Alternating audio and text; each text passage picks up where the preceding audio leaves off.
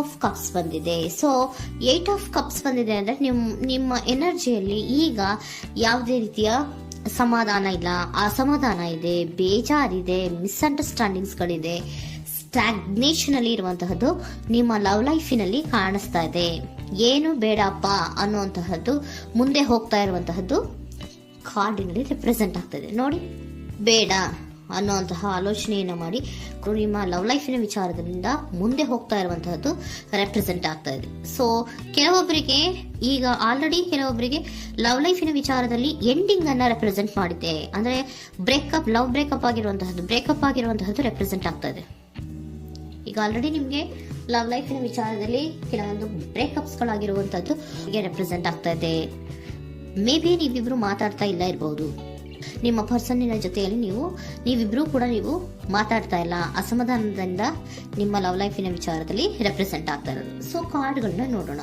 So king of wands, sun card and 7 of cups ಬಂದಿದೆ. So ನಿಮ್ಮ reading ನಾನು ಏನ್ ಮಾಡ್ತಾ ಇದ್ದೀನಿ, ಪಾಸ್ಟ್, ಪ್ರೆಸೆಂಟ್, ಫ್ಯೂಚರಿನ ಇಮಿಡಿಯೇಟ್ ಫ್ಯೂಚರಿನ ಬಗ್ಗೆ, ಪಾಸ್ಟ್, ಪ್ರೆಸೆಂಟ್ ಅಂಡ್ ಇಮಿಡಿಯೇಟ್ ಫ್ಯೂಚರ್ನ ಬಗ್ಗೆ ತಗೊಳ್ಳುವಾಗ ನಿಮಗೆ ಪಾಸ್ಟಿನಲ್ಲಿ ನಿಮ್ಮ ಲವ್ ಲೈಫಿನ ವಿಚಾರದಲ್ಲಿ ಪಾಸ್ಟಿನಲ್ಲಿ ಚಾರ್ಮಿಂಗ್ ಇಂದ, ಬಹಳ ಉತ್ಸಾಹದಿಂದ, ಒಂದು ರೀತಿಯ ಬಹಳಷ್ಟು ಕುತೂಹಲದಿಂದ, ಕ್ಯೂರಿಯಾಸಿಟಿಯಿಂದ ಏನೋ ಪಾಸಿಟಿವ್ ಇದೆ ಅನ್ನುವಂತಹ ರೀತಿಯಲ್ಲಿ ನೀವು ಲವ್ ಲೈಫಿನ ವಿಚಾರದಲ್ಲಿ ಮುಂದೆ ಬಂದಿರುವಂತಹದ್ದು ರೆಪ್ರೆಸೆಂಟ್ ಆಗ್ತಾ ಇದೆ.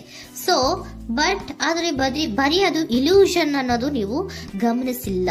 ನಿಮ್ಮ ಲವ್ ಲೈಫಿನ ವಿಚಾರದಲ್ಲಿ ಜಸ್ಟ್ ಇಲ್ಯೂಷನ್ಸ್ ಅನ್ನ ರೆಪ್ರೆಸೆಂಟ್ ಮಾಡ್ತಾ ಇದೆ. ಬರೀ ನೀವು ಕನಸು ಕಾಣಿದ್ದು ಅದು ಹಗಲುಗನಸು ಅನ್ನುವಂತಹದ್ದು ಕೆಲವೊಬ್ಬರಿಗೆ ರೆಪ್ರೆಸೆಂಟ್ ಆಗ್ತಾ ಇದೆ. ಯಾಕೆ ಗೊತ್ತಾ? ಯಾಕೆ ಅಂದ್ರೆ ನಿಮ್ಮ ಲವ್ ಲೈಫಿನ ವಿಚಾರದಲ್ಲಿ ಕೆಲವೊಂದು ನೀವೇನ್ ಅನ್ಕೊಂಡಿದ್ರೆ, ನಮಗೆ ಬೇಕಾದಷ್ಟು ಆಪ್ಷನ್ಸ್ ಗಳಿದೆ, ಹಾಗ್ ಮಾಡ್ಬೋದು, ಹೀಗ್ ಮಾಡ್ಬೋದು, ಹಿಂಗಿರ್ಬೋದು, ಹಂಗಿರ್ಬೋದು ಅನ್ನುವಂತಹ ಬೇಕಾದಷ್ಟು ಕನಸುಗಳನ್ನ ಕಂಡಿದ್ರಿ. ಅದೆಲ್ಲ ಕೂಡ ಜಸ್ಟ್ ಹಗಲುಗನಸು. ಓಕೆನಾ? ಒಂದು ರೀತಿಯ ಭ್ರಮೆ.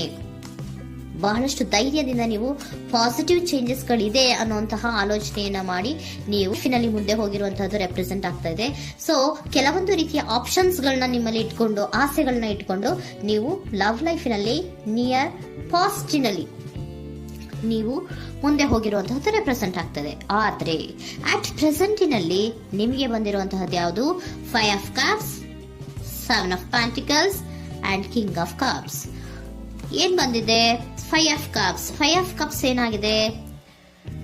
ಫೇಲ್ಯೂರ್ಸ್ ಆಗಿದೆ, ಅಳ್ತಾ ಇದ್ದೀರಾ, ಸಮಾಧಾನ ಇಲ್ಲ, ಖುಷಿ ಇಲ್ಲ, ಕಹಿ ಅನುಭವಗಳು ನಿಮ್ಮ ಲವ್ ಲೈಫಿನ ವಿಚಾರದಲ್ಲಿ ಆಗಿರುವಂತಹದ್ದು ಅಟ್ ಪ್ರೆಸೆಂಟಿನಲ್ಲಿ ರೆಪ್ರೆಸೆಂಟ್ ಆಗ್ತಾ ಇದೆ. ಯಾಕೋ ನಿಮ್ಮ ಲವ್ ಲೈಫಿನ ವಿಚಾರದಲ್ಲಿ ತುಂಬಾ ಬೇಜಾರುಗಳನ್ನ ನಿಮಗೆ ರೆಪ್ರೆಸೆಂಟ್ ಆಗಿದೆ. ಸೊ ಸೆಕೆಂಡ್ ಕಾರ್ಡ್ ಅಲ್ಲೂ ಕೂಡ 7 ಆಫ್ ಪ್ಯಾಂಟಿಕಲ್ಸ್ ಬಂದಿದೆ. Period of contemplation. ನಿಮ್ಮ ಲವ್ ಲೈಫಿನ ವಿಚಾರದಲ್ಲಿ ನೀವು ಆಲೋಚನೆಯನ್ನ ಮಾಡ್ತಾ ಇರುವಂತಹದ್ದು ರೆಪ್ರೆಸೆಂಟ್ ಆಗ್ತಾ ಇದೆ. ಯಾಕಂದ್ರೆ ನಿಮ್ಮ ಲವ್ ಲೈಫಿನ ವಿಚಾರದಲ್ಲಿ ಯಾವುದೇ ರೀತಿಯ ಮುಂದುವರಿಕೆಗಳಿಲ್ಲ. ಸ್ಟಾಗ್ನೇಷನ್ ಅನ್ನ ರೆಪ್ರೆಸೆಂಟ್ ಮಾಡ್ತಾ ಇದೆ. ಬಾಟಮ್ ಆಫ್ ದ ಡೆಕ್ ಅಲ್ಲೂ ಸ್ಟಾಗ್ನೇಷನ್ ಅನ್ನ ರೆಪ್ರೆಸೆಂಟ್ ಮಾಡ್ತಾ ಇದೆ.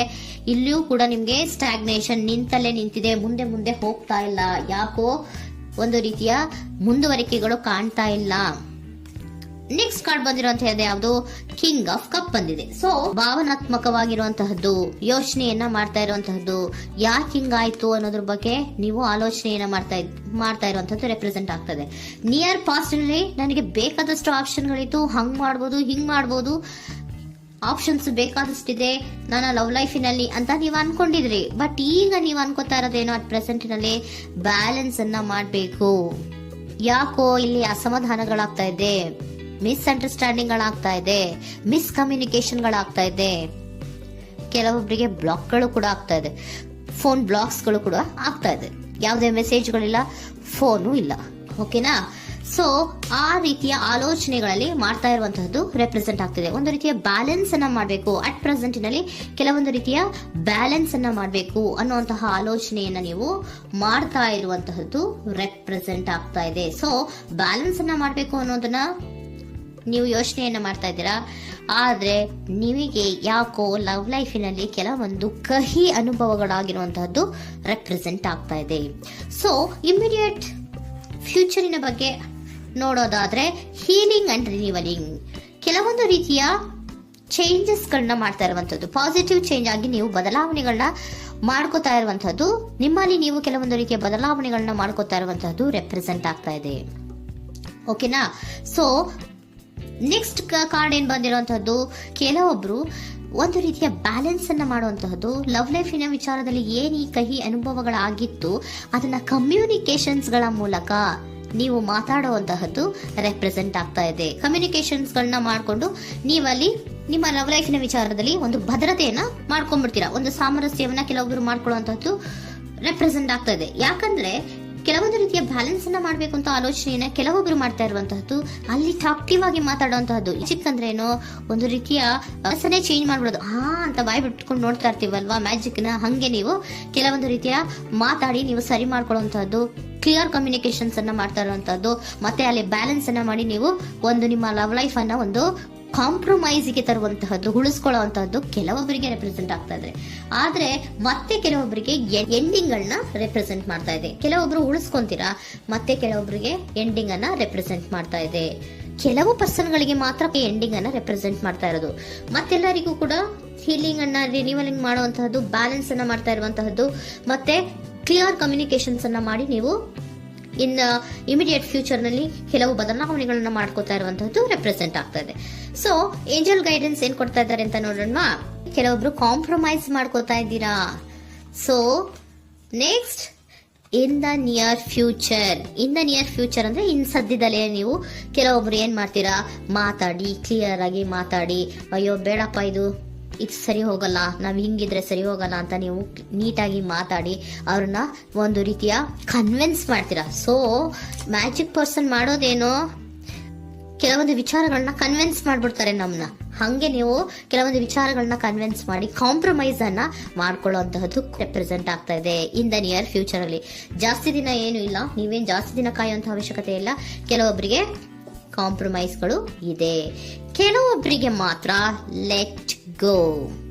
ಕೆಲವೊಂದು ವಿಚಾರಗಳನ್ನ ಬಿಟ್ಟು ಬಿಡಬೇಕಾಗುತ್ತೆ. ಕೆಲವೊಂದು ಎಂಡಿಂಗ್ ಗಳನ್ನ ಮಾಡಿದ್ರೆ ನೀವು ಕಾಂಪ್ರಮೈಸ್ ಆಗ್ತಾರಾ ನೋಡಿ, ಆಗ್ಲಿಲ್ಲ ಅಂದ್ರೆ ಮುಂದೆ ನೀವು ಹೋಗ್ಬೇಕಾಗತ್ತೆ.